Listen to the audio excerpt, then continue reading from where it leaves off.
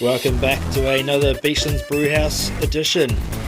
Okay, welcome to part 2 of the Panhead Supercharged APA. Today we're going to be transferring it from the fermenter into the corny keg. Yeah, let's do it. Alright guys, so what I've got here is I've got the keg. It's been sitting with Star San in it, it's been sanitised. This is the wine softener that I have. Just sanitised that as well. Getting ready to transfer the beer over from the fermenter to the keg. Alright, come inside. Alright. Okay, so I've hooked up the CO2 bottle down to the keg.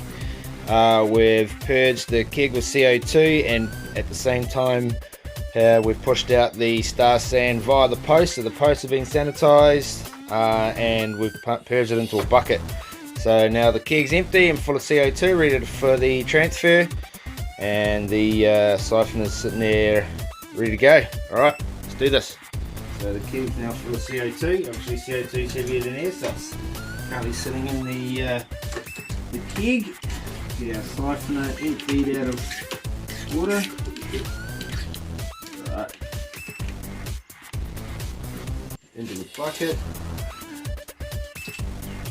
Okay, so now there's obviously a bit of foam in there from the Star San. Don't worry about that. Don't fear the foam. Right, so if you have a look in here, I'm purely drawing from the top of the beer.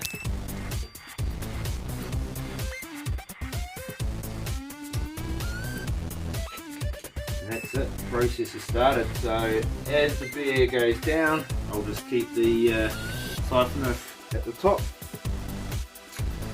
And when it hits the trub, I'll probably end up with 19 litres in there, and we should be good to go. So this has been crash cooled for 5 days. I didn't quite get to it early enough, so as you can see, she's coming out pretty damn clear.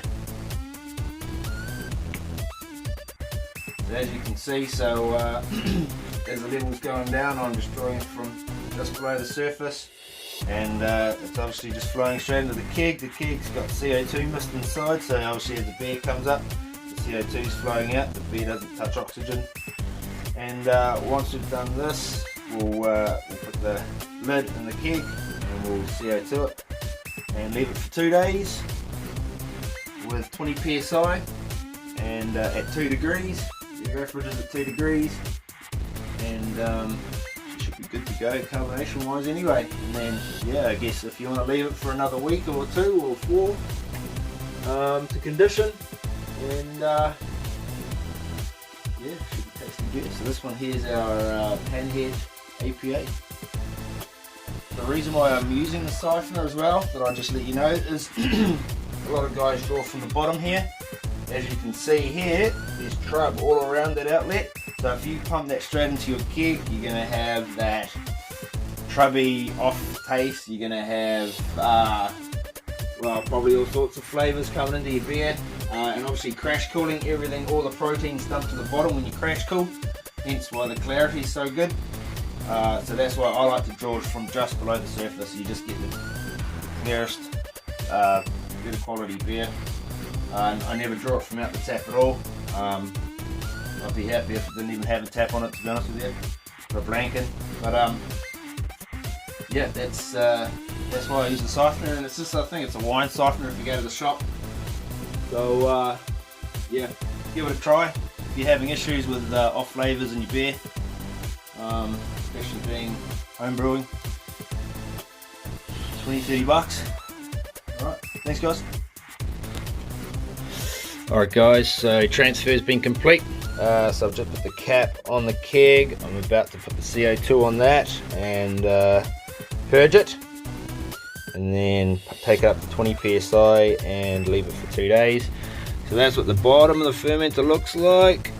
As you can kind of see, still clear. Probably could still drag another 2 litres of beer out of there, maybe a litre.